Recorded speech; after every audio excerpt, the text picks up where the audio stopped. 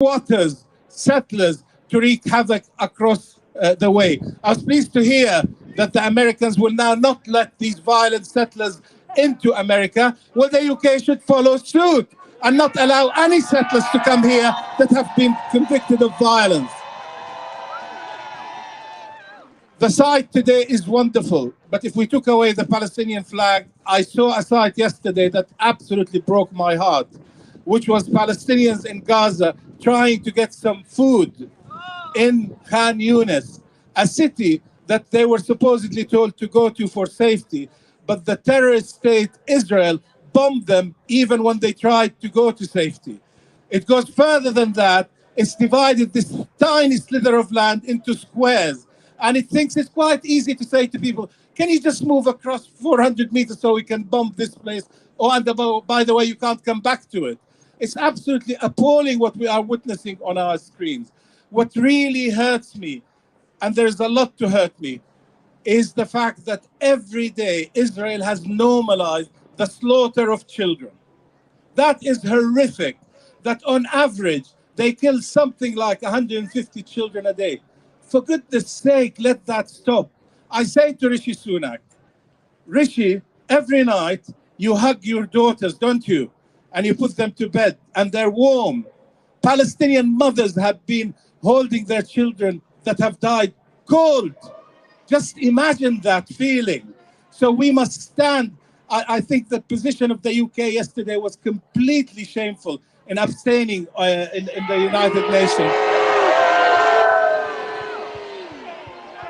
Not only did Britain, we passed the Foreign Office where the Balfour Declaration was signed, but it continues to stand with an apartheid, racist, terrorist state that should not be an ally for the UK or for any other country for that matter.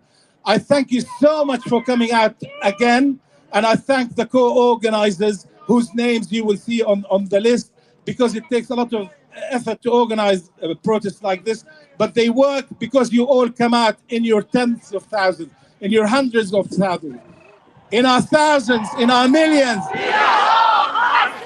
in our thousands, in our millions. Free, free, free, free. Let them hear in Gaza. Free, free, free, free. Thank you so much. Once again, give it up for Kamel Hawass. I'd like to introduce our next speaker. She is the MP for Poplar and Limehouse, who since her election has been a strong voice in Parliament in support of Palestinian rights. Please give a warm welcome to Afsana Begum.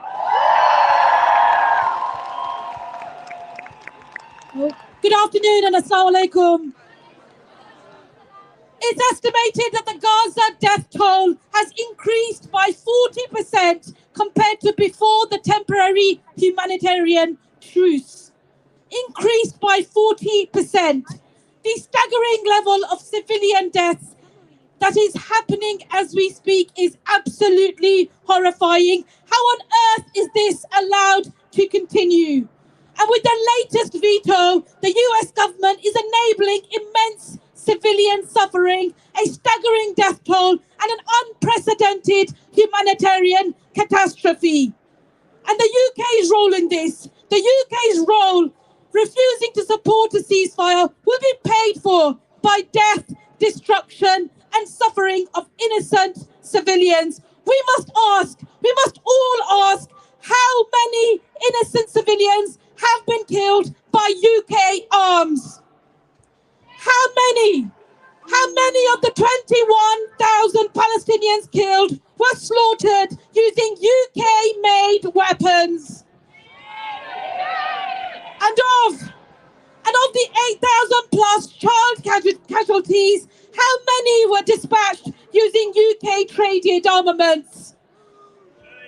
Of the thousands and thousands women wiped out, how many were slain by ammunition from the UK? Just how much profit is being made from death, destruction and war crimes? And what is What is the government's price tag for humanity? I say shame. Shame! Shame on those trading arms to be used in human rights abuses. Shame on those still trying to justify crimes against humanity. And shame! Shame on those profiteering from war crimes. We will continue to demand nothing short of a permanent ceasefire, and we demand a lasting peace based on justice and human rights for everyone. And we will keep demanding this. We will keep demanding this until they become real and true. Now, it is particularly poignant that tomorrow marks the 75th anniversary of the Universal Declaration of Human Rights, given the unprecedented flagrant disregard being shown for human rights in Gaza. But human rights in international benchmarks must not be allowed to be abandoned. They have been established for a reason. They're intended to protect humanity from further destruction, and they are meant to be inalienable. And so today I say this: I recognize that the inherent dignity and the equal and inalienable rights of all members of the human family is the foundation of freedom, justice, and peace in the world. That means the slaughter and degradation in Gaza must end. The ongoing oppression and dispossession of Palestinian people must end. The illegal settlement program must end. The forced evictions must end. And the illegal occupation of Palestine must end. And this must happen. This must happen alongside an immediate recognition of the state of Palestine. Now is the time to stand up and be counted, whatever your background, whatever your faith or ethnicity, wherever you may be from, whatever your political affiliation must be. We must continue to speak up, and we must continue to stand up together for human rights, for justice, and for humanity. Free, free! Palestine! Free, free! Palestine! Free, free! Palestine! Solidarity. Thank you. Staragum.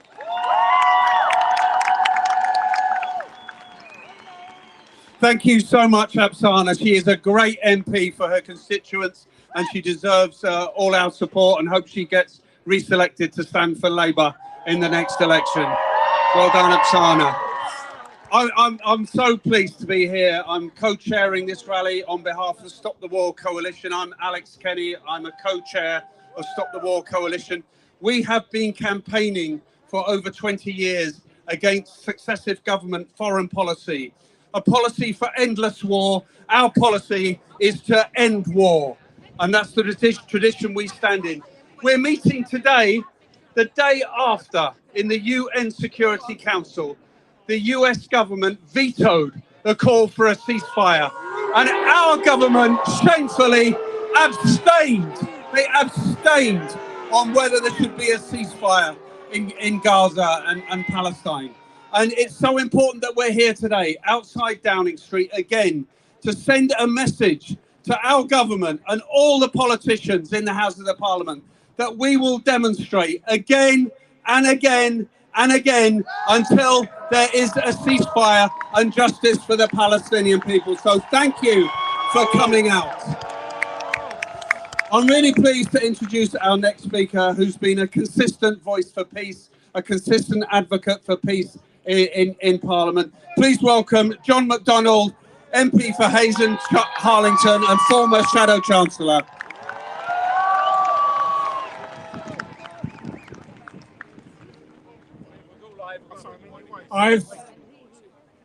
I'm a father and I'm a grandfather, and like you, I've watched the television scenes of the children being killed, some of their bodies being pulled out from the rubble, and some of them being maimed and others being traumatized. I'm not sure what messages get through to Gaza, because the IDF closes down the systems of communication. But I thought there's one thing we could do today, which is send a message, a letter to the children of Gaza. So this is the letter I want to send. Dear children, dear little ones, we've seen your suffering. We've seen your terrified faces at the sound of the Israeli bombs hurtling towards you. We've seen you hurt and wounded. We've seen you crying in despair at the killing of your parents and family. And yes, we've seen your bodies pulled out from below the rubble of your bombed out homes. But we want you to know in this message, this letter, you are not alone. We are your family now. We are trying to protect you from this cruelty. We are trying to halt the crimes being committed against you. So we hold you in our hearts, and we promise you we will not give up until we have secured you peace, until we have regained your home, until we have secured you a future. And our love and solidarity is with you, because in our thousands, in our millions, we are all Palestinians. Solidarity. Thank you, John. Let's hear it for John, and let's pick up his chant. In our thousands, in our millions. In our thousands, in our millions. In our thousands, in our millions. Thank you so much. Thank you, John. Everything we do, everything you do in your workplace, in your communities, coming out on the streets, makes a difference. And we have to resolve that we are going to continue campaigning until we see what we want, a ceasefire and justice for the Palestinian people. But it all makes such a difference because we know there's going to be a general election next year. And I just want to welcome to the stage this banner here behind our next speaker, Lindsay. No ceasefire, no vote. That's what we have to be saying. If you continue to abstain, you cannot count on our vote when it comes to the general election. I'm delighted to introduce our next speaker, one of the most consistent voices for peace and against war and against our barbaric foreign policy of our government, Lindsay German, convener of Stop the War Coalition. Thank you very much to everybody for being here again today. And what a day to be here. The day after every single member of the UN Security Council votes for a ceasefire, except for two. One is the British government, which abstained on that vote. And the other is the United States government, which voted against it.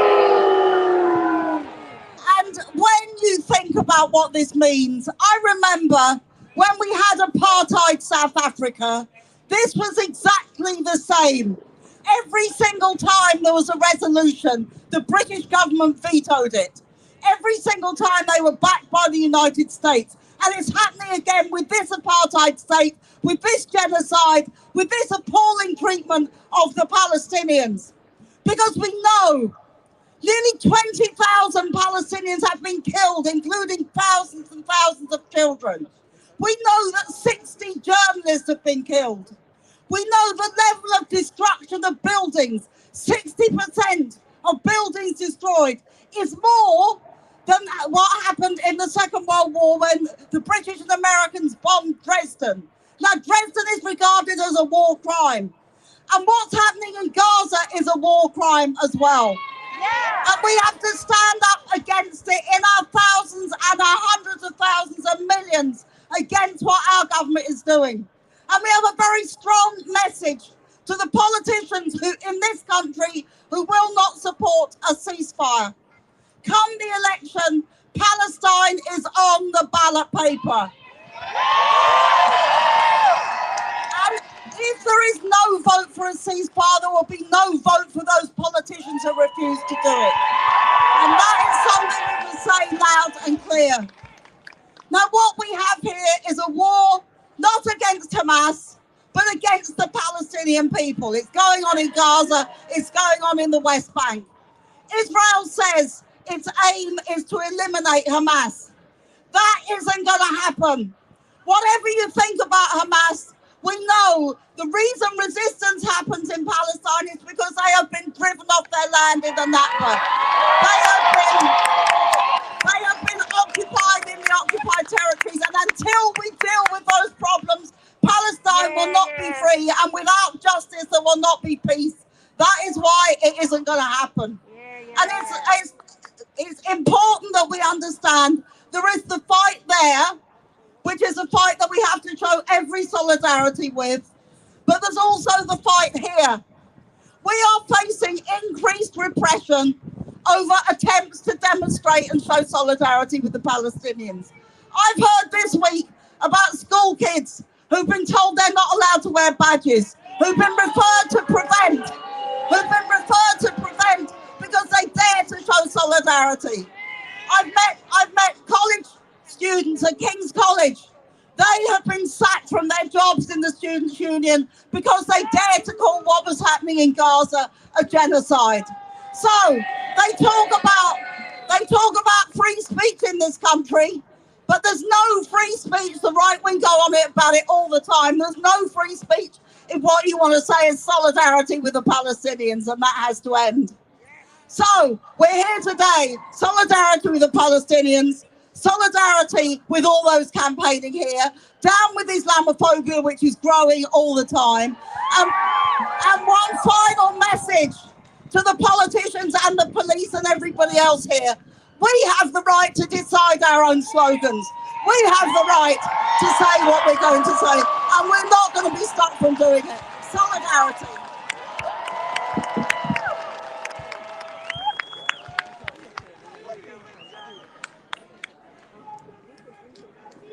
Free, free! Free, free! Free, free! All right, London, I'm really, really pleased to tell you that we've just had our first estimate for numbers in. And I am thrilled to say that there are over 100,000 of us on the streets of London. Over 100,000, braving the wind, braving the cold, braving the rain, here to say that we demand a full and immediate ceasefire and freedom and justice for Palestine. It is now my great honour to welcome a very, very special group of women. They're from the group Councillors for Gaza, a network of councillors across the UK working tirelessly, day in, day out, to get their councils to take action to call for a ceasefire. Please welcome to the stage Councillor Emma Dent-Code, Councillor Mary Mason, Councillor Sophia Naqvi, and Councillor Jabu Nalla Hartley.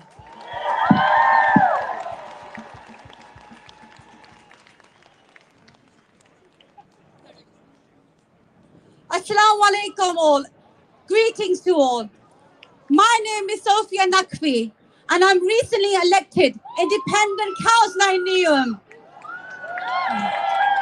We stand here today to march for our Palestinian brothers and sisters who have been brutally attacked and slaughtered. We stand here today to raise the voices of the Palestinians and make sure they are not ignored. Tens of thousands have been killed since the start of hostilities. Every day, more are being killed and displaced. Israel's relentless attacks on Gaza are an attack on all of humanity. If we condemn the bombings of schools, mosques, churches, refugee camps, hospitals, children, then how can we consider ourselves humans? Neither the Labour Party nor the Conservative Party are speaking for the ordinary people in Britain. To our world leaders, to the UK government, we will remember how you watched as Israel bombed a strip of land that is not even a quarter of the size of London. Our children will remember how you allowed Israel to continue bombing a nation where the majority of the population are under 25. History will remember the UK's complicity and the part it continues to play in Israel's genocide and ethnic cleansing of Gaza. We will not stop marching and protesting until Palestine is free, until every Palestinian mother knows her children will be safe on their way to school, until every Palestinian father can go to work and know their family home will be standing when they return, until Palestinian doctors and nurses can do their job without the fear of Israel bombs being dropped on their hospitals. Brothers and sisters, Palestine is watching the world, and we must stand in solidarity because none of us are free until Palestine is free. Free, free, free, free, free, free.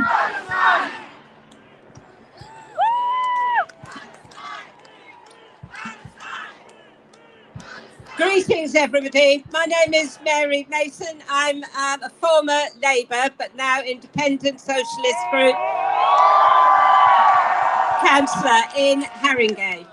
I have to say, just before I start, that I have had many more people in my area supporting my stand rather than people who have been against it, which is very, very reassuring.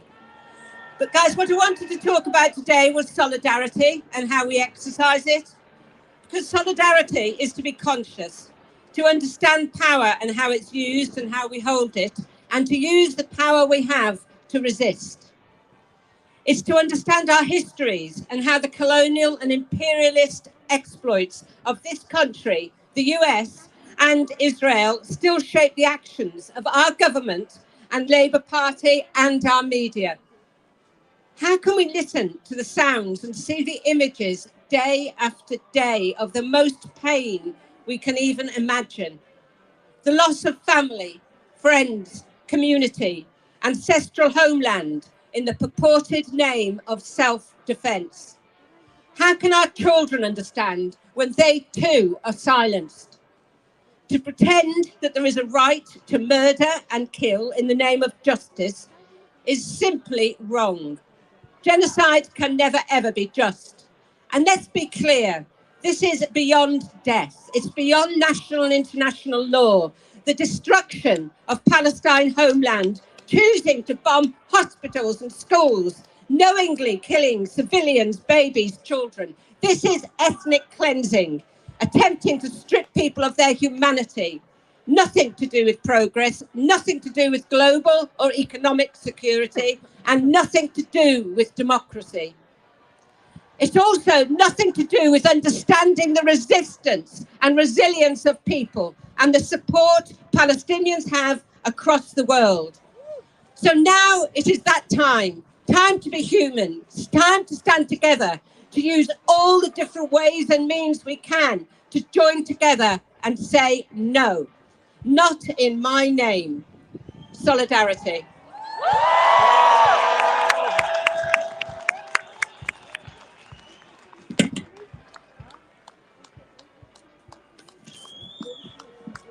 Sisters, brothers and friends, Emmerdale Code from Kensington. I was the Labour MP, which gave them all a bit of a shock. Labour Party member for 40 years, and I was ashamed to be in the Labour Party, and I left it.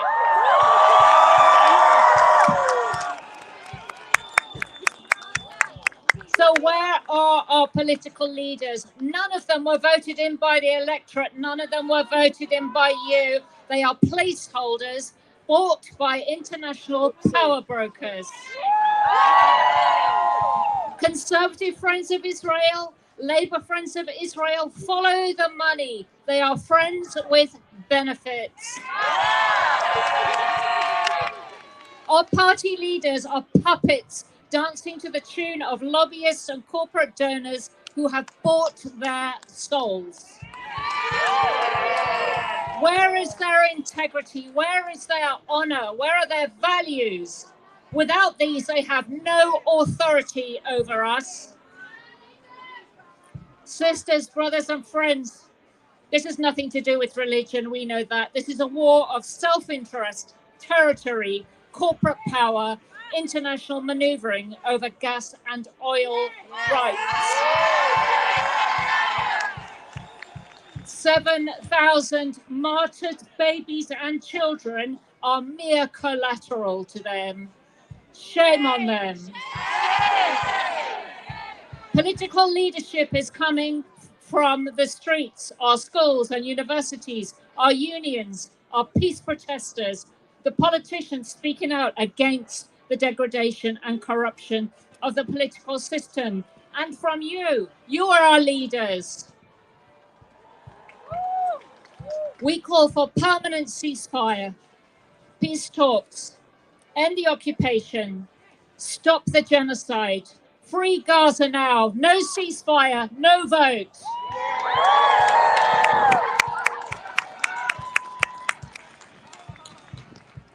Hello, my fellow conscientious objectors. Can I hear you?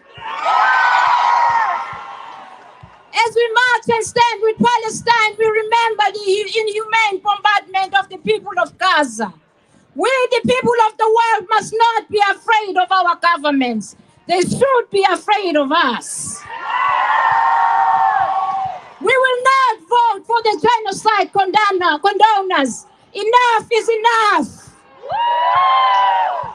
As a black South African-born Oxford City Councillor, it was very important that I put the historical context of apartheid, so I could draw similarities in our occupation by the white South African racist regime, and to vehemently state that Israel is a racist regime. It is an apartheid state. It was Nelson Mandela who stated that our freedom with Palestine was intertwined. We will never be free until Palestine is free. It was on those grounds that me, along with 10 councillors in Oxford, we resigned from the Labour Party. And we have since moved a motion, a unanimously supported motion of ceasefire. I would also like to state that we must not vote for the politicians who do not support the ceasefire. No ceasefire, no vote.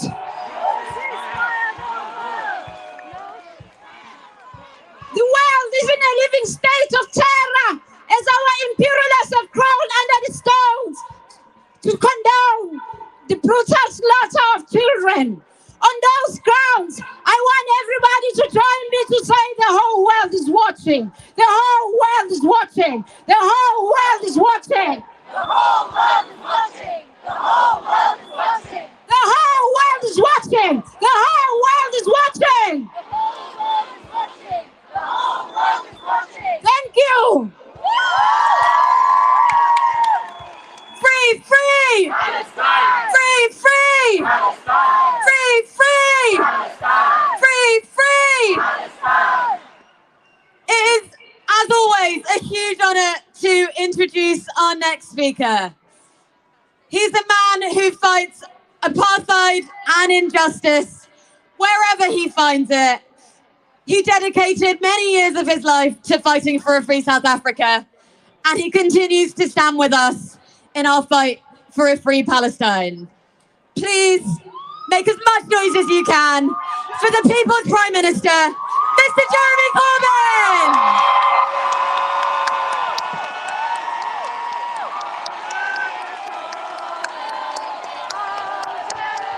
Thank you.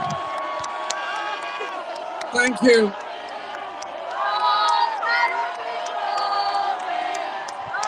Thank you.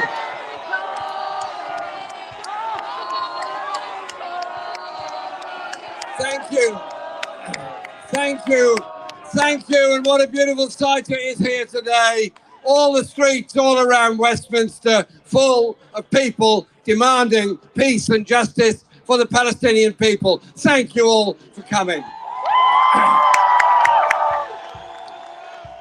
The whole world suffered a terrible loss this week when the death was announced of Benjamin Zephaniah. Benjamin Zephaniah was a wonderful man in so many ways. And he once wrote, and I quote, "When I was young, there were two things I really wanted to see: a free South Africa and a free Palestine." Thank you, Ben. Thank you, Ben, for all you said and did in your life, and we're inspired by it.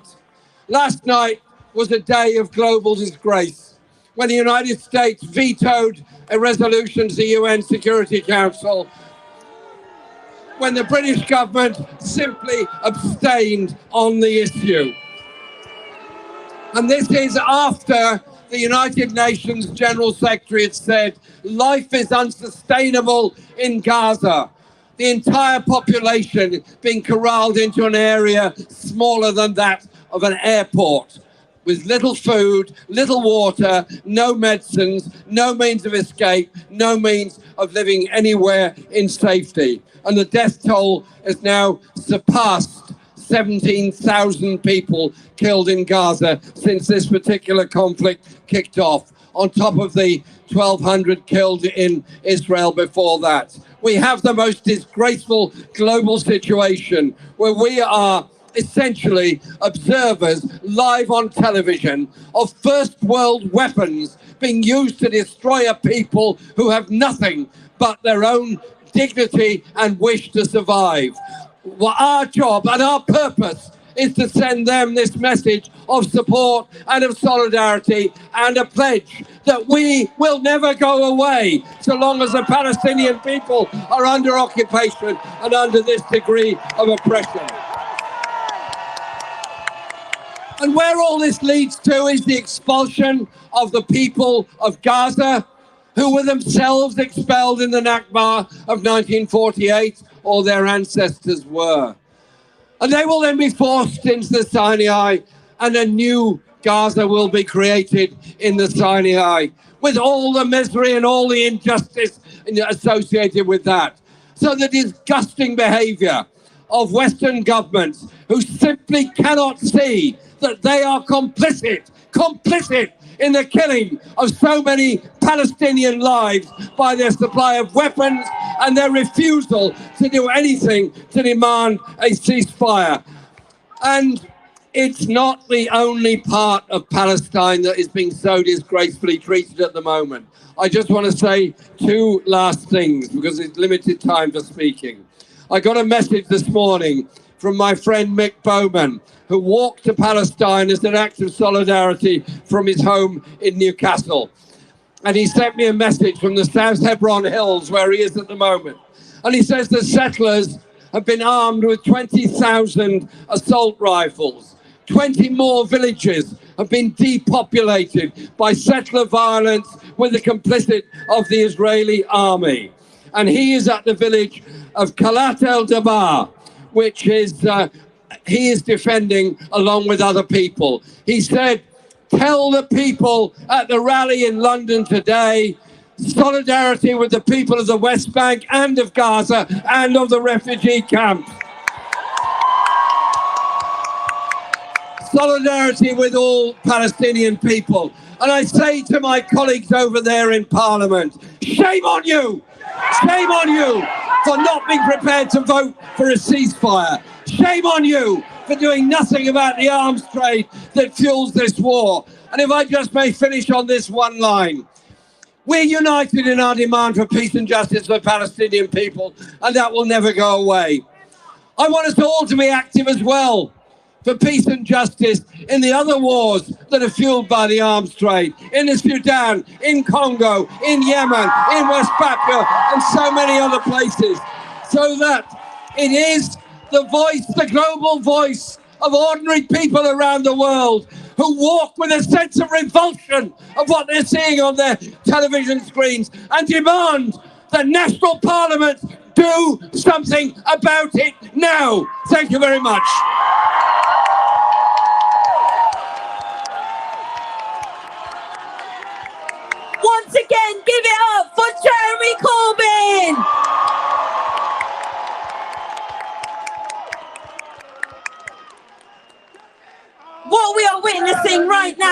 is a genocide. Our government are aiding and abetting bloody war crimes against the Palestinian people.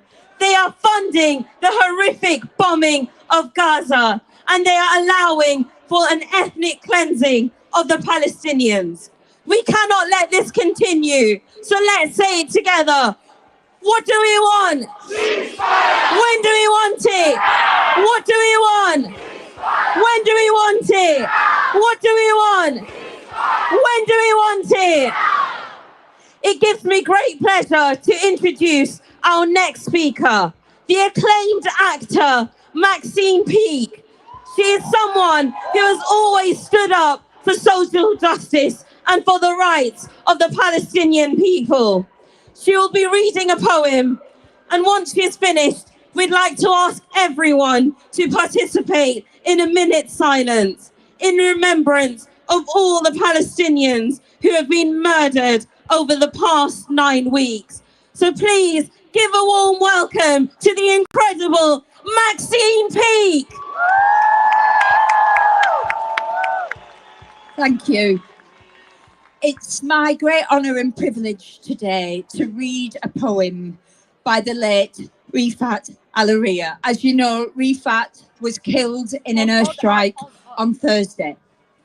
He was a brilliant writer, editor, poet, academic and activist. And my good friend, Hamed Massoud, when I spoke to him, he was friends with Rifat. And I said, can you give me some words to share with the people today? And he said, Hamed said, we were literally messaging each other a couple of days ago, and it all feels so unreal at the moment. Rifat was a learned, hopeful friend with an incredible sense of humour. He loved his food so much. He said, the last time I saw him was in May when I was in Gaza, and we talked about organising a Palestinian literary festival. I suppose that is not going to happen now. He said he taught his students to love literature and how to dream.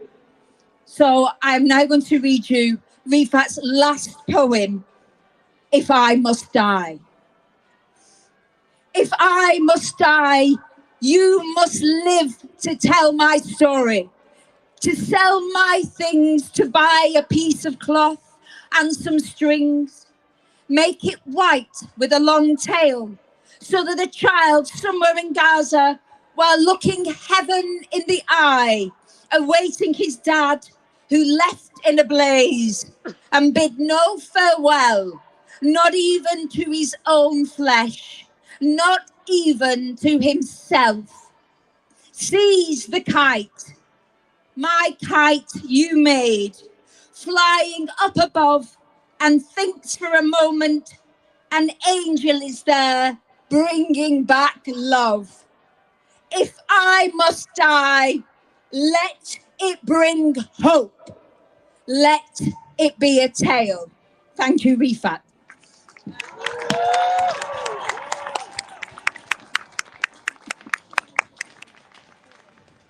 Thank you, Maxine, for those heartfelt words. I'd like to ask you all to join us for a minute's silence in remembrance of all the Palestinians who have been killed over the past 9 weeks.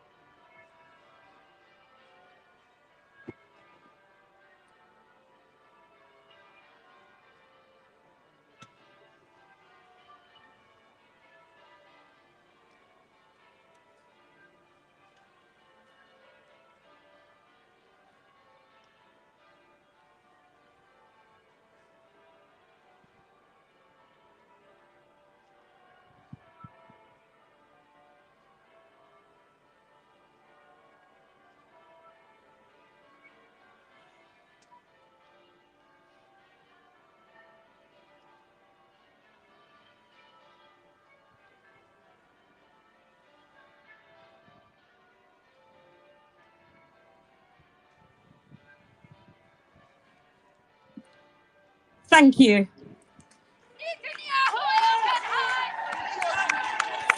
free. Palestine. Free, free. Palestine. Free, free. Palestine.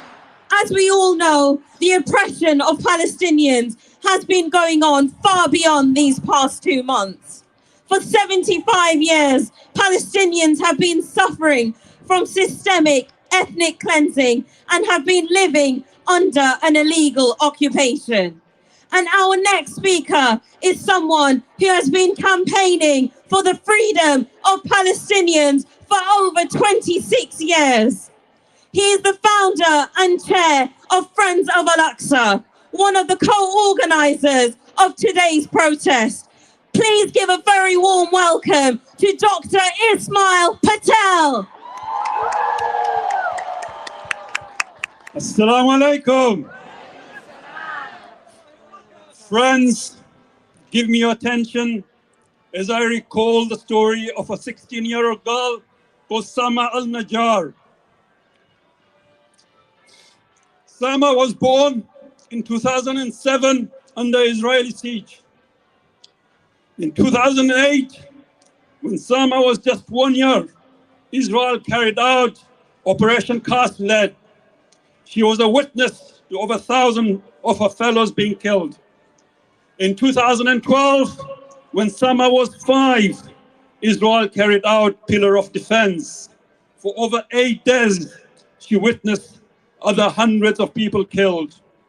In 2014, when Sama was just 7, Israel carried out Operation Protective Age. Sama witnessed the killing of over 2,000 of her fellow friends, family, and relatives. In 2021, when Sama was 14, Israel again killed 256 people. In October 2023, when Sama reached the age of 16, the horrors of the past 16 years turned into a living hell.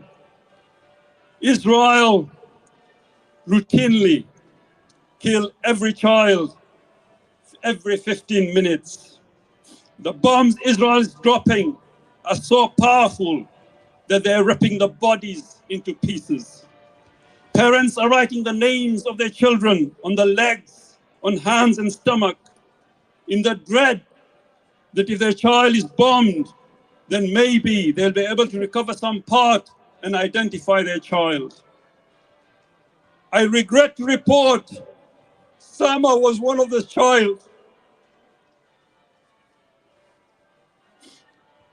Those children, unlike Sama, who are not killed, suffer from post-traumatic disorder 24/7. Children in Gaza have stopped dreaming of the future because they don't know if they have a place in the future. It can be not right, my friends, that a child is told 5 minutes before their house is bombed to vacate it. It cannot be right to ask a child to move south and then bomb the south. It cannot be right for a child to fear the outside. Israel has ripped the innocence of the children in Gaza. Israel has stolen the childhood from the children of Gaza. And Israel is indiscriminately killing the children of Gaza. Children of Gaza have a right to ask Israel, why me? And children of Israel have a right to ask, where is the world? My friends, it is our responsibility to say to the children of Gaza, we are here for you and stop the genocide. It is our responsibility to say to the children of Gaza, we will heal the wounds caused by Israel.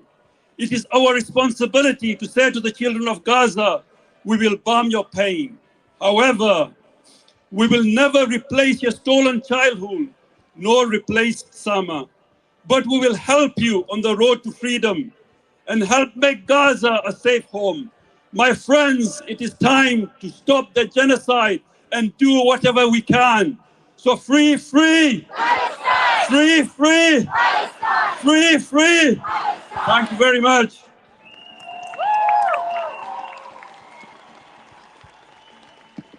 Thank you so much.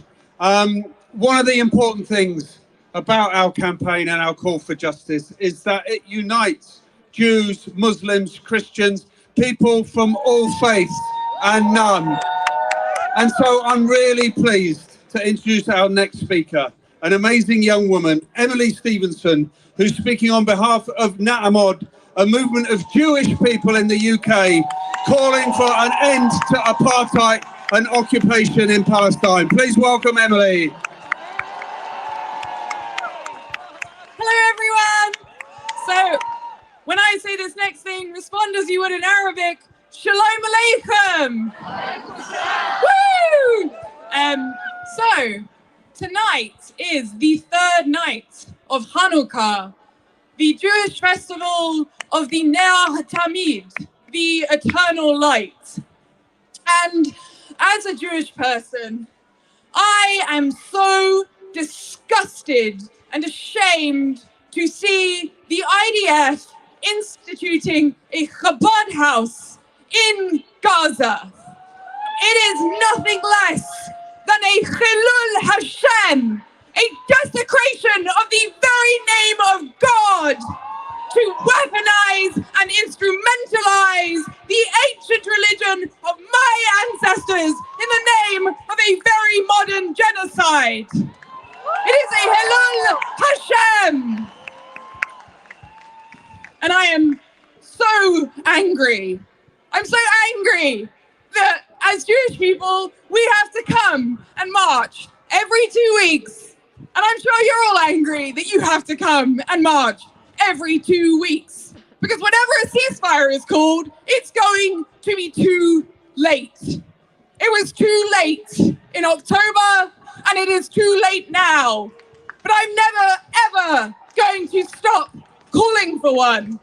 And neither will the Jewish bloc, who I want to say are, once again, here today, hundreds of us standing alongside Palestinians, not in spite of the fact that we are Jewish, but precisely because we are Jewish. Now, the hardcore ethno-nationalist Zionists will turn around and tell you that Hanukkah is a holiday that commemorates some great military victory.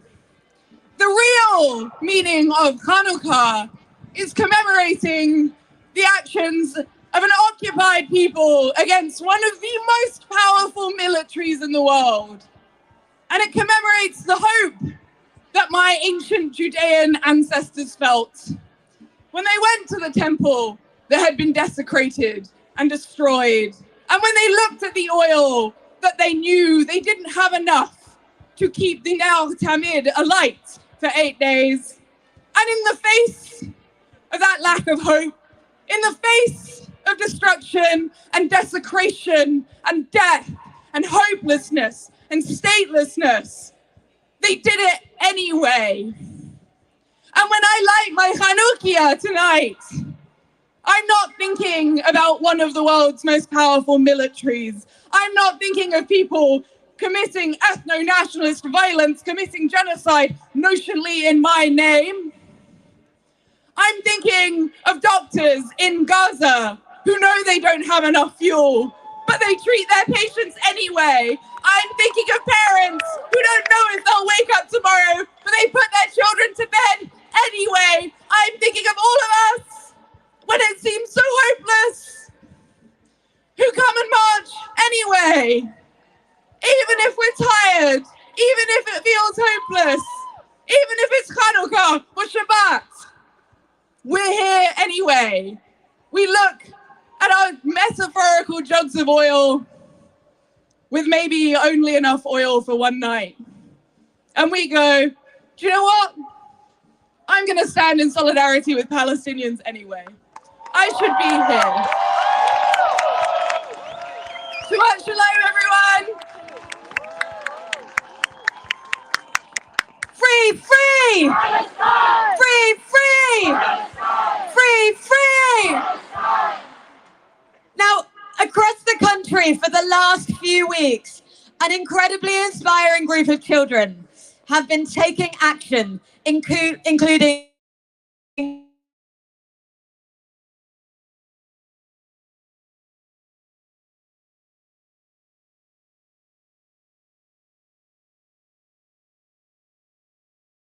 calling school strikes, are here to speak to you today about the action they've been taking in solidarity with the people of Palestine.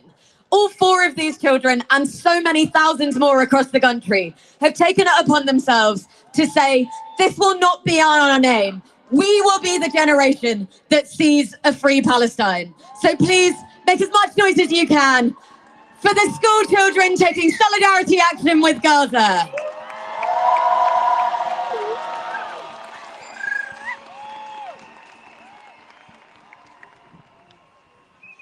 As a student who attended the school strike for Palestine a couple of weeks ago, I want to stress the extent of the importance of the voice of young people today.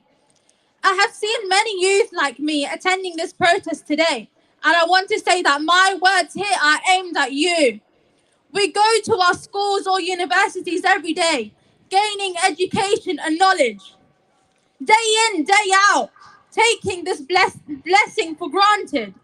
Almost every single school and university has been bombed and destroyed in Gaza. That's over 1 million children and young adults, just like you and me, deprived of their education for the past 2 months, and for many more to come. Innocent children ripped of their futures and achievements. Innocent children who now, instead of carrying their school books in their bags, are forced to carry their few belongings as they flee their homes, not knowing where their end destination will be. As students ourselves, we cannot remain silent about this. We are the future of this generation. We are those who can bring about this change. Our voice is what matters the most. We need to speak up, and we need to speak the truth. We will never let anybody silence us. Because later in our lives, when we witness the outcome of today's struggle, when we see the brighter future, when we live in the peaceful world we are constructing today, we will want to be able to remember that we contributed toward this cause. Instead of chanting, "Free Palestine will be free," soon we will be chanting, "Palestine is free." Thank you.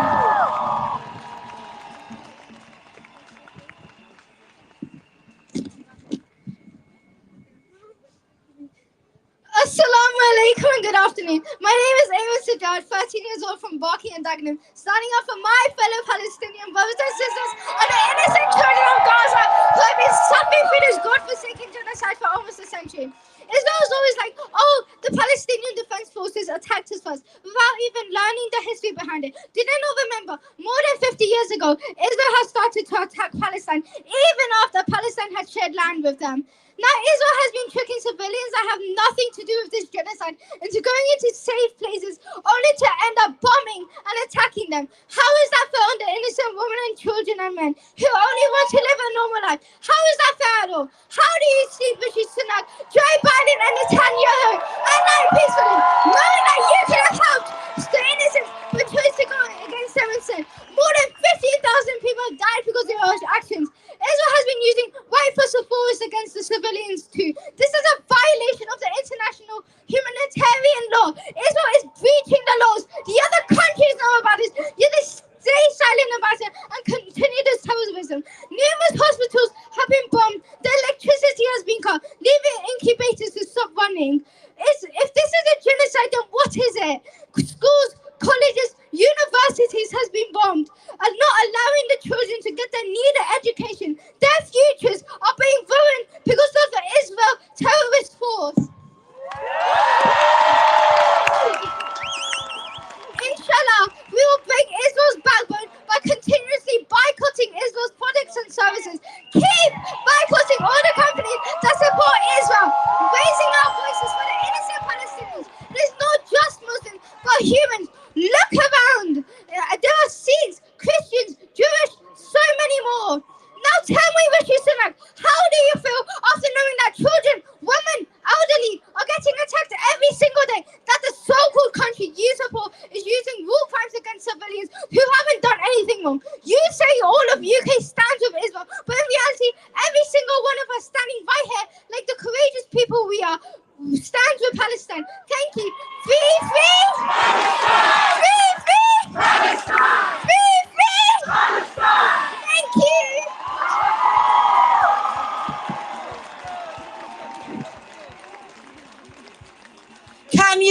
hear me? I'm here today because Israel kills a child in Gaza every 10 minutes. Yet our complicit government have done nothing, absolutely nothing. I'm also here to tell the world we must do more and unite to stop this genocide. We've got to understand that the children of Palestine think, feel, smile and cry just like us. We've got to understand they are not numbers, rather humans with hopes and dreams just like us. We've got to understand that 1 million children commit the crime of being Palestinian and are punished by remaining trapped in a concentration camp.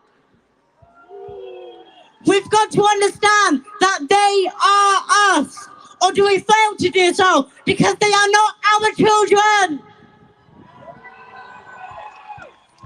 We claim to stand with Palestine, yet we are not doing enough. We must strike. We must mobilize direct action. We must continue protesting, boycotting, educating, donating, praying, and using our voices for the silence. Fear of speaking up is not an option. The people and children of Palestine, especially in Gaza, cannot afford our silence any longer. We must hold the silent and the complicit accountable. We must be louder. I've been to occupied Palestine. I've seen the apartheid, the separation wall, and the military checkpoints. If I, as a non-Palestinian 13-year-old child at the time, with no knowledge of the situation, immediately recognized one side as the oppressor and one side as the oppressed, then why is it so hard for the British government to acknowledge? Why is it so hard for the British government to acknowledge this disgusting, unacceptable reality? Are they silent because Palestinians are people of color? How many more Palestinian children must be murdered? How many more hospitals and schools must be destroyed in Gaza for the British government to do its part and demand Israel to stop? Gaza has become a children's graveyard. There's no ceasefire in sight because our leaders are busy shamelessly profiting from this genocide by stealing Gaza's natural gas and oil reserves. With complete ignorance of the fact that 20,000 Palestinians have been murdered by Israel in the space of just 10 weeks. My dream is to bring justice for the nearly 8,000 innocent Palestinian children killed in both Gaza and the occupied West Bank since October the 7th. But actually, I refuse to be part of the narrative that says this all started on October the 7th. Because Israel's genocidal occupation started 75 years ago, facilitated by the British. My dream is to free the thousands of innocent Palestinians imprisoned in Israeli jails who are subject to inhumane treatment simply because they are Palestinian.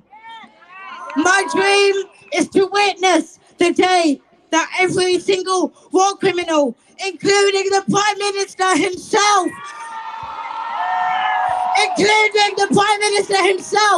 they are dragged into the International Criminal Court. My dream is to witness the day Palestinian children wake up to the sound of birds singing, not bombs falling. I believe my dreams will certainly become a reality only if we unite and promise to continue using our voices. So together, let's do our part and end the genocide and the ethnic cleansing of the indigenous Palestinians together and now. But before I leave the stage, I want every single one of you to put one hand in the air as high as possible. And I want you to repeat after me as loud as you can. Dear Rishi Sunak. Dear Rishi Sunak. Dear Keir Starmer. Dear Keir Starmer. We see your silence. We see your silence. How many more? How many more? Palestinian children in Gaza. Palestinian children in Gaza. Must be murdered. Must be murdered. For you and your government. For you and your government. To demand Israel. To demand Israel. To stop its genocide. To stop its genocide. Of the Palestinian people. Of the Palestinian people. Thank you.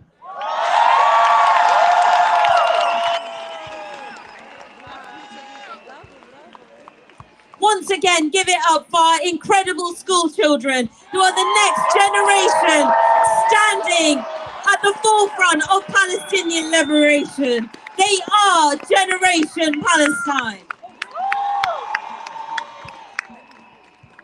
Our next speaker is speaking on behalf of the Palestinian Forum in Britain, one of the co-organisers of today's march. Please welcome Lujain Abdullah. Hi everyone, السلام عليكم. والسلام لأرض خلقت للسلام وما رأت يوما سلاما. Peace be upon you and peace be upon a land that was created for peace but never witnessed a day of peace. Thank you for standing in solidarity with the Palestinian cause.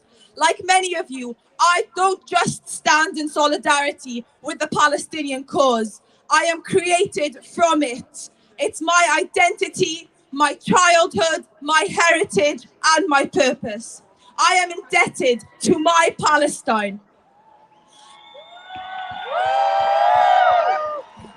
Peace-loving nations and people of conscience, your unconditional support has met vulgar brutality with heartwarming humanity. My people need you. My people need you to keep demonstrating, to keep showing up. Your voice is keeping Palestine alive.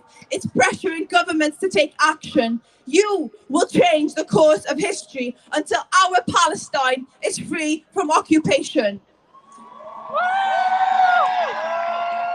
My people need you. They are our strength. They continue to plant seeds of hope and freedom in each and every single one of us. Liberation is a mindset, and they are a resilient nation. My people need you because 40,000 tons of bombs have brought their buildings to the ground, but still their feet are rooted in their land, for their spirits have shook the earth. If there's any humanity left, you'll find it in Palestine. So don't let anyone tell you that to love Palestinians is to hate someone else. We love our Jewish brothers and sisters. We stand taller against anti-Semitism with them. Had the occupier been of any other faith or any other background, we would have called them out all the same. Palestine always has and always will be ethnically, racially, and religiously diverse. We are a nation of people who have asked for basic human rights recognition. We ask for peace, dignity, humanity, and disarmament over destruction. We will not disappear. Just like our olive trees, our roots are buried deep into the ground. We will grow again. We will keep showing up. Each and every single one of you here has chosen humanity. And that makes you just as much a Palestinian as me. We have the power of the people who have refused to be silenced by those in power. They have cut the food and electricity off of Gaza, but they've lit a fire in each and every single one of us. They have left us all hungry for justice. They tried to silence Gaza, but they turned the world into Palestine. So when they ask you about courage, tell them about Palestine. When they ask you about bravery, show them the Palestinian children. When they ask you about Israel, tell them about the world leaders.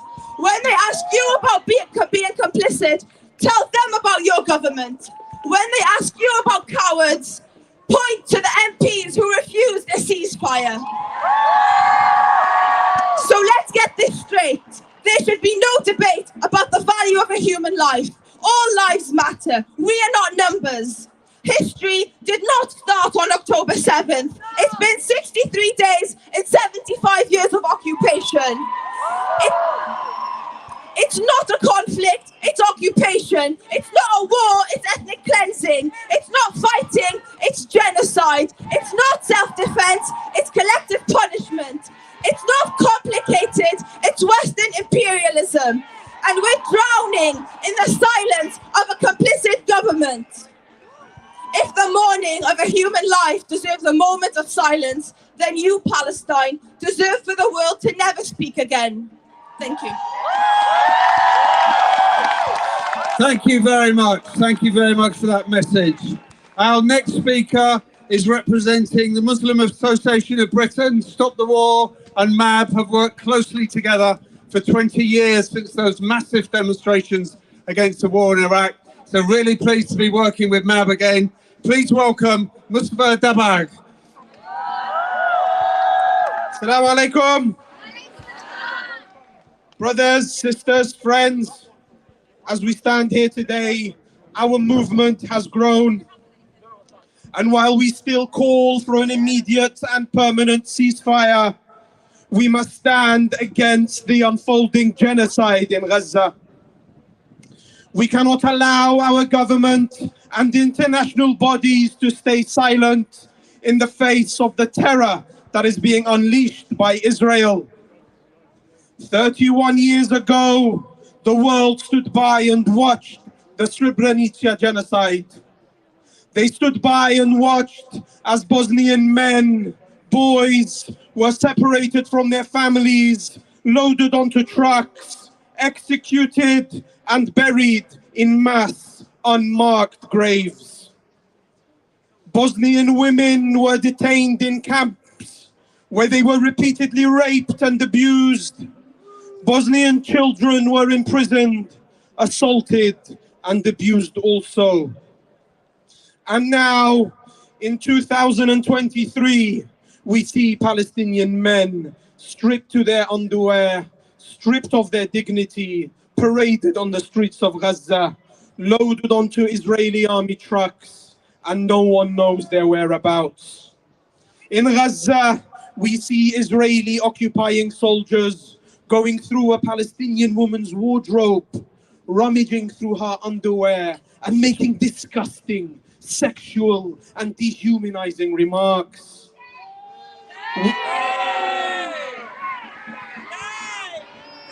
We know that the chief rabbi of the Israeli army, Colonel Eyal Cream, once condoned the wartime rape of non-Jewish women.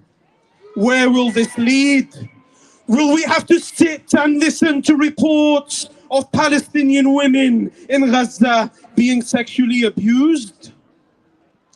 In Israeli prisons, we already hear such stories. Din al-Karmi, who was held for 16 months by Israel, recalls having her clothes ripped off and repeatedly being subject to the most horrifying and extreme forms of sexual abuse.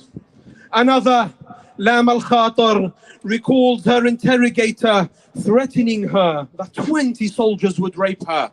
And if that wasn't enough, they went on to threaten her young 10-year-old daughter, Yaman, that she would be brought in and raped in front of her mother. What depravity is this? Brothers, sisters, these horrors are not just limited to adults. Palestinian children are also victims of this genocidal regime. 86% of children in Palestine that are in Israeli prisons are beaten. 69% of them are subject to dehumanizing strip searches, and nearly half of them are injured at the point of arrest. Just like in Bosnia, where the likes of Radovan Kradzic, Ratko Mladic, and Slobodan Milosevic would use dehumanizing language to describe Bosnian women, Bosnian Muslims, we hear Smotrich, Ben Gvir, Netanyahu using similar language to dehumanize Palestinians. Friends, what we are witnessing in Palestine, just like we witnessed in Srebrenica, is a genocide. We are witnessing the systematic dehumanization and the mass murder of an entire people. The death toll in Gaza is now more than double that of Srebrenica. The world has watched as nearly 20,000 innocent civilians have been murdered. World leaders have watched as 6,000 innocent Palestinian children have been killed. What more are they waiting for? How many more must die? How many more Palestinian women and children must be sexually abused and beaten in Israeli prisons? Ladies and gentlemen, we need action. We must not stand by as another genocide unfolds. We must continue protesting against genocide. We must continue speaking truth to power. And as the USA vetoes UN resolutions and the UK abstains, we say to Mr. Biden and Mr. Sunak, do the honorable thing. Call for an immediate and permanent ceasefire. Be on the right side of history. Stand against genocide. You to call for an end to the Israeli occupation of Palestine. Let us continue to call for justice to be served. Let us stand against genocide, and let us make sure that Israel be held accountable for its crimes against humanity. Thank you very much.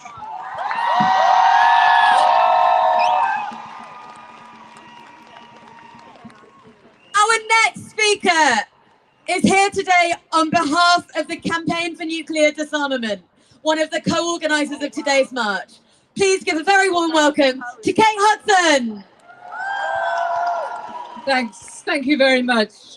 Friends, there are no words to express how terrible the situation is in Gaza. There are no words to express our rage, our horror, our grief about what is taking place. Which one of us doesn't feel unbearable sorrow and distress? When the Deputy Mayor of Jerusalem calls Palestinians subhuman and references biblical texts calling for the extermination of every man, woman and child.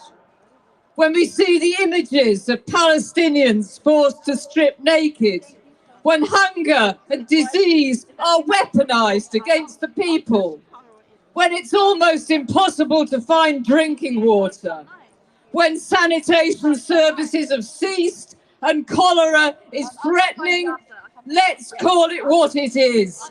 This war is a genocidal war. But it's not only the genocidal war of the Israeli state. It is the genocidal war of the West. No one with the power to stop it is stopping it. Not the US, not the EU, not the UK.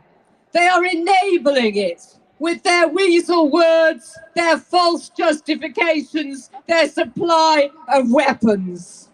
Shame on them for this terrible crime. And shame on our government. Shame on our government. But we know, friends, that when the general election comes, and we hear it may be coming very soon, we will make the war criminals and the genocide supporters pay. We will say no ceasefire, no vote. And friends, we will act on it. And we will make a difference. Because these people don't represent us. and we will make them pay the political price for their betrayal of our humanity. So let us build a mass movement that will build the kind of world we so desperately need. Let's together build a world of peace and justice and democracy where Palestine is free. Long live Palestine, long live Gaza. Thank you, Kate, for those incredible words. Our next speaker is a lawyer, activist, and blogger from Gaza. Please give a warm welcome to Lara Alborno.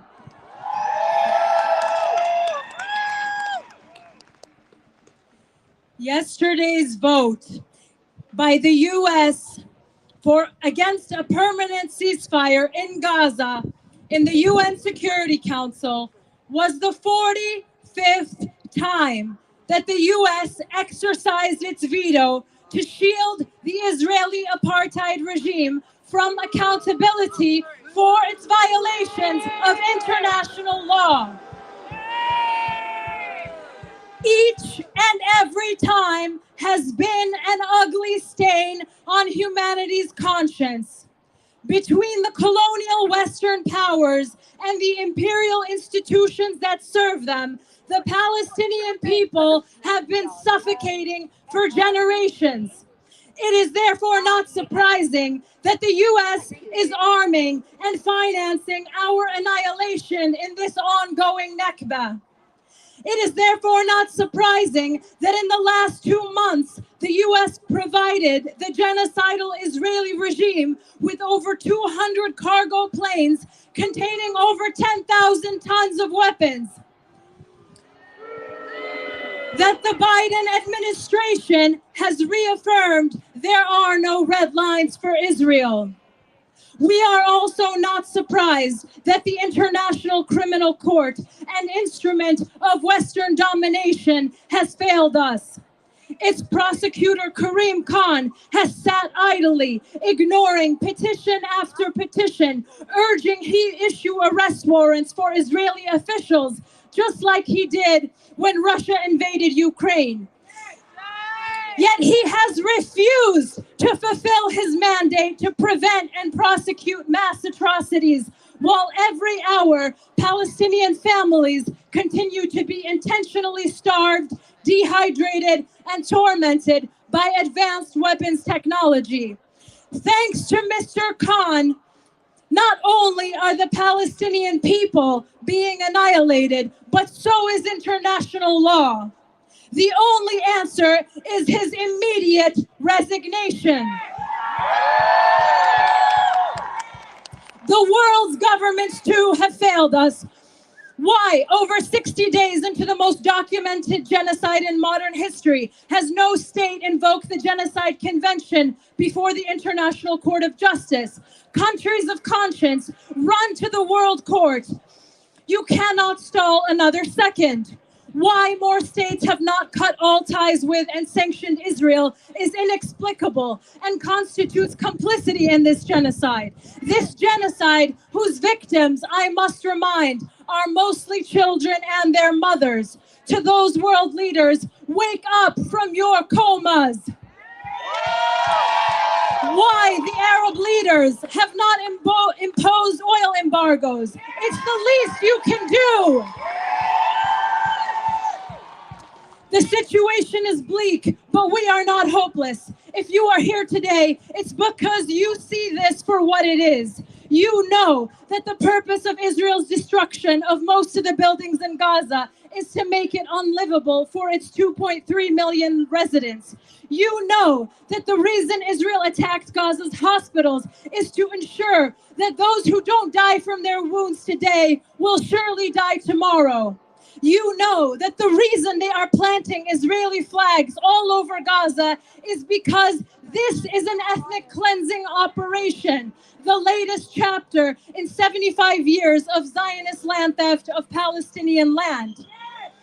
You know that the reason over 20,000 Palestinians have been killed is not because our families are collateral damage, but because they are the targets.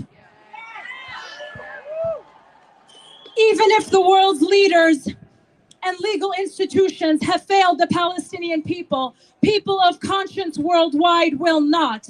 We will not abandon Gaza, the land of dignity. Today and every day forward, we assert our solidarity with the Palestinian people who are facing extermination at the hands of the Zionist white supremacist regime. Like our beloved teacher Rifat taught us before he was assassinated days ago, you must live to tell the story of the Palestinian people. You must also act. Keep marching, organizing, striking, shutting down the ports, highways, bridges, airports, and train stations. Keep amplifying Palestinian voices. Keep shutting down the arms manufacturers. This struggle is about more than life or death. This struggle is about all of humanity's right to be free. The dream of freedom is a righteous dream, a noble dream, and the right side of history has never been more clear. Free, free Palestine! Free, free Palestine!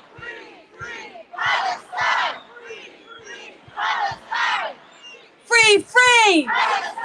Free, free! Our next speaker is a member of the Irish Parliament and a great friend of the Palestinian people.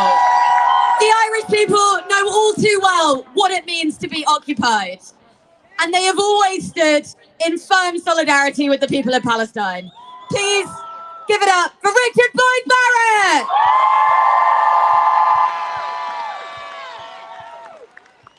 Greetings from Ireland, comrades, brothers and sisters.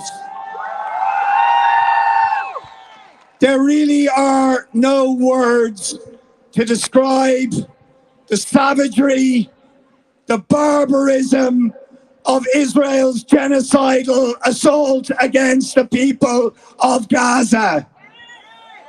This is mass murder, slaughter, genocide happening in front of the eyes of the world. And Rishi Sunak and Joe Biden and Keir Starmer and every government that has given Israel impunity has the blood of Palestinians on their hands.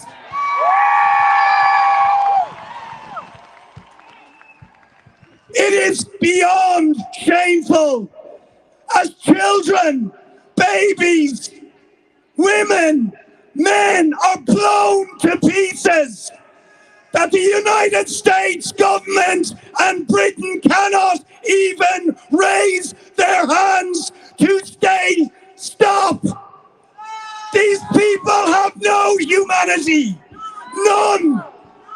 Their claim to represent democracy, civilization, international law has been exposed as a horrific lie. This is the naked face of imperialism and of colonialism. And Israel could not continue their horrific crimes without the support of the United States, of Britain, and the European leaders. So they are all complicit with this now. The conscience of the world is on the streets here, and the criminals are in that building, the ones who couldn't even vote to say ceasefire. But it's not just ceasefire. If there was any doubt, there is none now. The state of Israel has no place in the civilized world. How can you say that a regime capable of this slaughter has a place in a civilized world? How can you say a regime that was built on terrorism, on ethnic cleansing, on decades of occupation, of the siege of Gaza, of the relentless persecution of the Palestinian people, has a place in the civilized world? It has none. It has no right to defend itself any more than apartheid South Africa had a right to defend itself. Would anybody seriously say that? Israel, like apartheid South Africa, is a criminal oppressor state. And it must be brought down. It must be dismantled. If the people of Ireland had the right to resist colonialism, if the people of Algeria had the right to resist colonialism, if the people of Vietnam had the right to resist imperialism, if Black South Africa had the right to resist apartheid, Palestinian people have the right to resist the apartheid colonial regime. And it is our duty to stand with them in this fight. And when we say to the river, from the river to the sea, this is not anti-Semitism. This is because we actually know that Muslims, Jewish people, and Christians can live together in peace, but only if there is equality and freedom and justice for all. The obstacle to peace is the state of Israel and its backers in that building, in the European Union and in the United States. Build a movement of boycott. Build a movement of resistance. Keep fighting. The people of Gaza depend on you, and we can be victorious. Thank you very much, Richard. We're coming to the end. We've got a few more speakers left, so bear with us. As we go into the holiday period, we want you to do two things. Next Saturday, we want you out in your local communities doing what we've been doing on those local days of action that are so important to building the movement. And then make a note in your diary. Saturday, January the 13th, will be our next national demonstration for Palestine. So start booking coaches and arranging to come down. Our next speaker is a trade union leader, and trade unions are so important, have been so important to the peace movement in this country. Please welcome Sarah Woolley, General Secretary of the Bakers Food and Allied Workers Union and President of the General Federation of Trade Unions. Sarah Woolley. Thank you. Before I start, I want to give out a huge shout out to the young girl that was leading the chants right at the beginning of the demo. I'm not sure she'll still be here, but I just wanted to know, we heard you. You might not have done it this side, but we definitely did at the back. A true activist now in her early years, and she will be a phenomenal sister as she grows up in years to come. Friends, whilst it's fantastic, and I know it's freezing, and I know we've all been out here for hours, it's so fantastic to see so many people out on the streets once again today. But isn't it shocking? Isn't it shocking that we're in a position where we've got to keep coming out together week after week, as those allegedly running our country have turned their backs on the situation in Gaza and aren't calling for a ceasefire? And as already been mentioned, even going as far as shamefully abstaining from the UN vote yesterday. Friends, over 17,000 innocent people have been killed. To put that in perspective, that is the population of Horbury, the area of Wakefield that I live. A whole town's worth of people, tragically, criminally, and needlessly murdered. How many more innocent people are this government going to sit idly by and watch die? We need a ceasefire now, not tomorrow, not after a short pause, now. And we need to keep coming out week after week, building on the already huge numbers here in London today and across the UK to make it clear, we aren't going anywhere. We won't forget when it comes to the ballot box next year. And we absolutely stand with our brothers, our sisters, and our friends in Palestine. Solidarity from the Bakers Food and Allied Workers Union. I may not be able to get down to every demo in London physically, but you know this, your fight is our fight, because we only win when workers of the world unite. Solidarity.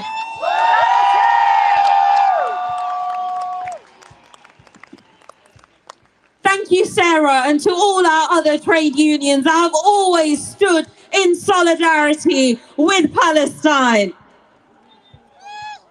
Our next speaker is speaking on behalf of the families of Gaza who have lost so many loved ones. Please give a warm welcome to Ibrahim Kadra.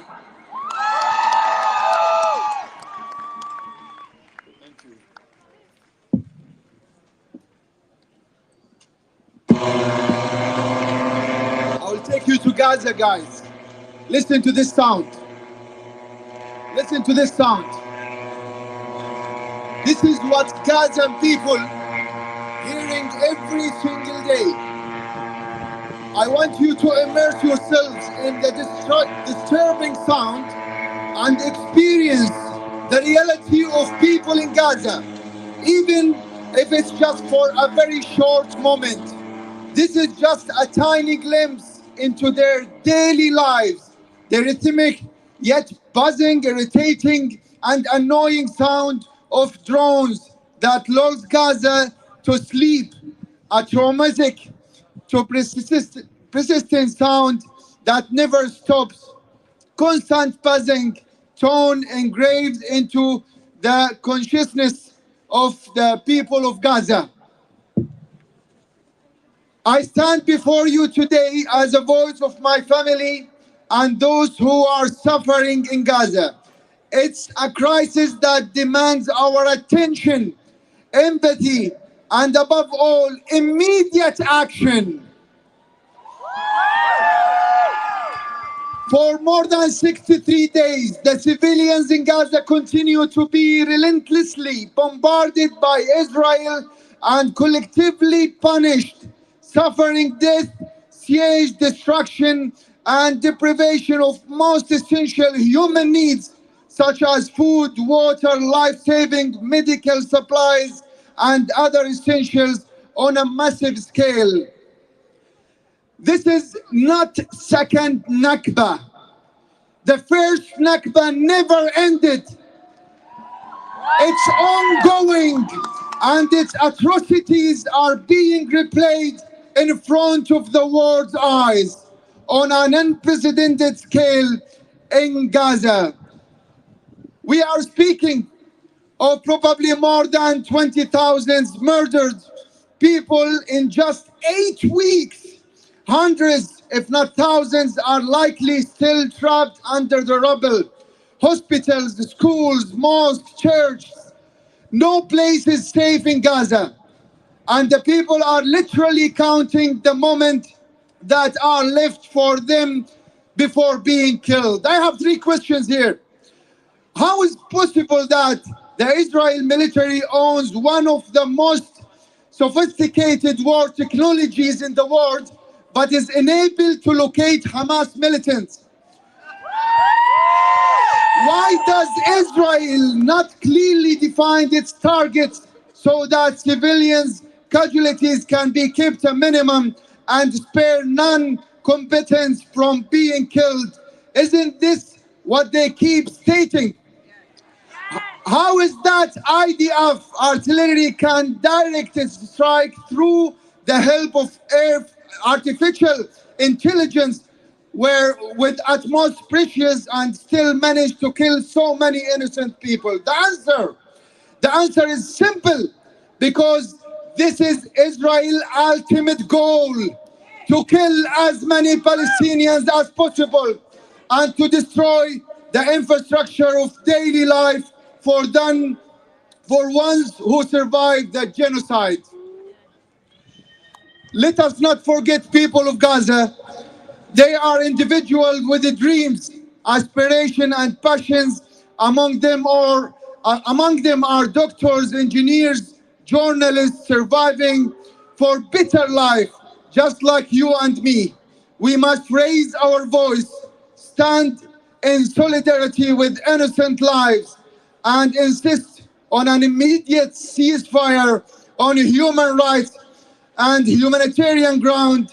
The time for action is now. Ceasefire now. Ceasefire now! Ceasefire now! Ceasefire now! Ceasefire now! Ceasefire now! Our next speaker is from War on One, an organisation who have long stood in solidarity with the Palestinian people. But he's here today also as a representative of the Climate Justice Coalition, here to bring solidarity from one movement to another and to recognise that there can be no climate justice on stolen land. Please make it up for Tyrone Scott. Thank you. Sisters, brothers, friends, solidarity greetings from War on One and also from the Climate Justice Coalition. And as you may know, today is also the Global Day of Action for COP28 Climate Summit happening right now in Dubai. And we as a movement spent the early afternoon protesting outside of BP, protesting outside of BAE Systems, not just for their role in ruining the planet, but for their complicity in the ongoing genocide of the people of Gaza. And right now, COP28 is taking place under the words, bearing the words, the United Nations, a body that was created after the horrors of the Second World War with a promise of never again, a promise that made it illegal to target civilians, a promise that made it illegal to use food, water, medicine as a weapon of war, and a promise that all peoples would be able to live with dignity, free from occupation and oppression. And for these 2 months, we've witnessed not just the Palestinian people trapped, starved, but cut off from the world, bombed and killed, screams echoing throughout the night with no hope of rescue. All whilst the international political community not just watches along in silence, and not just for these 2 months, but for 15 years of an illegal blockade, for 50 years of occupation and apartheid, and over 75 years of ethnic cleansing and settler colonialism. And some ask, why do we care about Palestinians? Why do climate justice groups mobilize in their millions from the Philippines to Pakistan, from Belgium to Brazil, from South Africa to Sweden? Because the masks have slipped of those who don't even see the Palestinians as human beings. And in the faces of Palestinians, black, brown, indigenous peoples, we see our past, our present, and our future, of lives deemed less valuable than others. It's an arc of 500 years of colonialism and racialized capitalism, of sacrificed people, of sacrificed lands, of powerful profiting from oppression. And we say to powerful countries, no amount of empty words can ever erase your complicity. So here today, we, the peoples of the world and peoples across all justice movements, we say to the Palestinian people, you are not alone, you will never be alone, we are all Palestinians. Ceasefire now, end apartheid, end settler colonialism, free Palestine.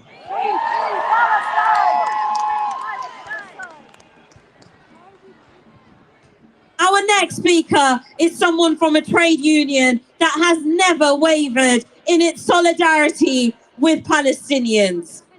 Here, speaking on behalf of the National Education Union, please give a warm welcome to Louise Regan. Thank you, and thank you to all of you for turning out week after week. It means so much to our friends in Palestine. As has been said, I'm from the National Education Union. We're very proud to have stood for decades in solidarity with the Palestinian people. I, like many of our members, have attended every national demonstration and also local demonstrations in the weeks in between. Last week, I was asked when I would stop marching, and I said I would stop marching when they stopped bombing Gaza. And that is what we all have to do. We have to keep on the streets until we get a ceasefire. My union has called loudly and clearly for a lasting ceasefire and for humanitarian aid to be allowed into Gaza. Nearly half of the population in Gaza are children. This is having a huge impact. Over 7,000 children have been killed. They're not just numbers, they're names. They had a right to a life and they have been murdered, and we have to keep speaking out on their behalf. And when there is a ceasefire, I urge all of you to not stop talking about Palestine. Because yes, we want a ceasefire now, but more than that, we want justice and long-lasting peace for the Palestinian people. Solidarity! Thanks, Louise. Keep up the good work in the NEU. Our next speaker is someone you may have seen on television arguing the Palestinian cause, Barnaby Raine, a writer, a Jewish writer, academic and political activist. Barnaby. Thank you so much. I am here on the Jewish festival of Hanukkah, where we insist, when we light candles in the darkness and remember the story of Hanukkah, that people occupied and colonized have a right to be free. So when people are chased from their homes, penned into an open-air prison, and then bombed and besieged and deprived of food and water, my Judaism teaches me to choose the side of freedom. When hospitals are targeted, and ambulances are targeted, and journalists are targeted because a powerful colonial state doesn't want the world to hear the truth, my Judaism teaches me to choose the side of freedom. When Israel murders Rafat al-Ara, whose only weapon was his pen, because colonial power doesn't want the world to know, because colonial power wants people to starve and suffer and die in silence, my Judaism teaches me to stand with the Palestinian people until victory. And when people say they won't live forever in an open-air prison, when people break out of prison walls to touch the ground of their stolen homes, when people march towards their stolen homes and are gunned down by the Israeli state, my Judaism teaches me to say, to shout, to sing, to chant, from the river to the sea, Palestine will be free. So I leave you with one final Jewish message. It is a message that I clasp dear to my heart because it is the first political lesson I ever learned. I learned it from my teachers, I learned it from my rabbis, I learned it from my parents. It is this: Pharaoh can sometimes seem mighty. Pharaoh's power can sometimes seem impregnable. Pharaoh can dominate and enslave and brutalize people. But if people don't surrender, if people refuse to give up, no Pharaoh's power can last forever. Today I say one day Palestine will be free. Thank you so much.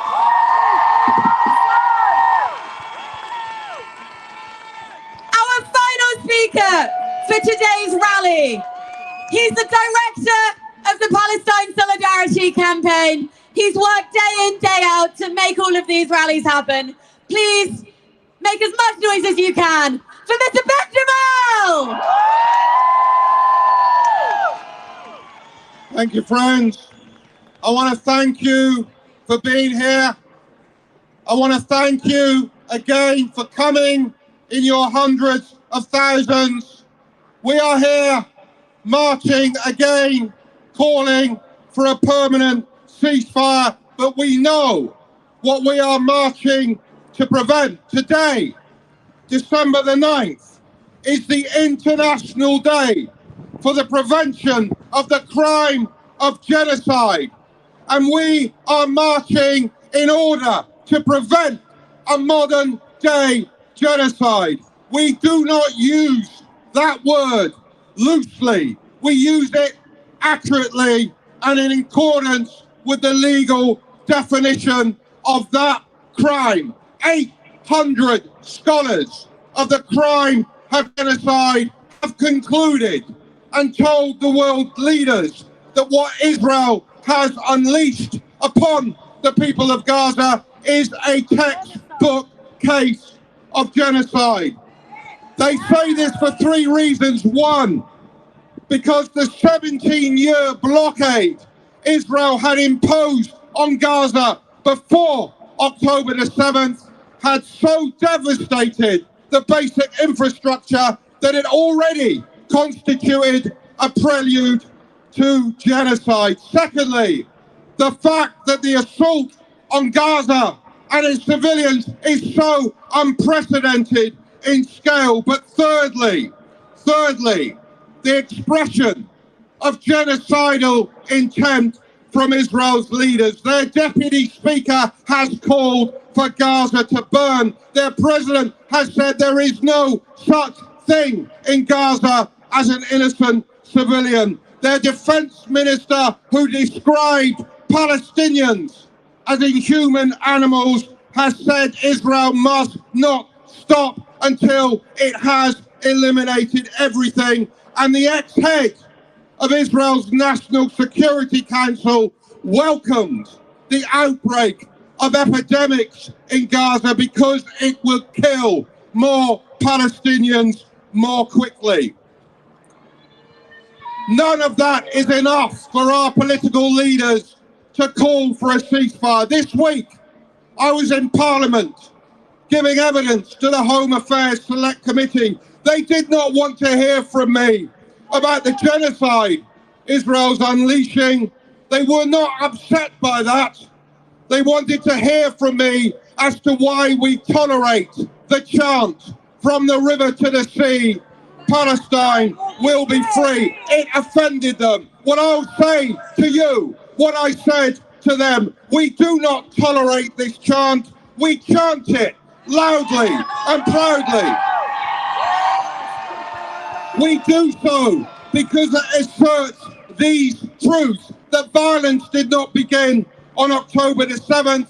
Violence began when Israel ethnically cleansed 750,000 Palestinians in 1948, including all of my family, and established a system of apartheid. And violence will only end when oppression is ended, when Palestinians are free from the river to the sea, when apartheid is finally dismantled. So we have to keep the pressure up on our leaders to act. I want you now to disperse peacefully. I want you to head home, but I want you to gather your energy, to be ready to come out again in your towns and cities next Saturday.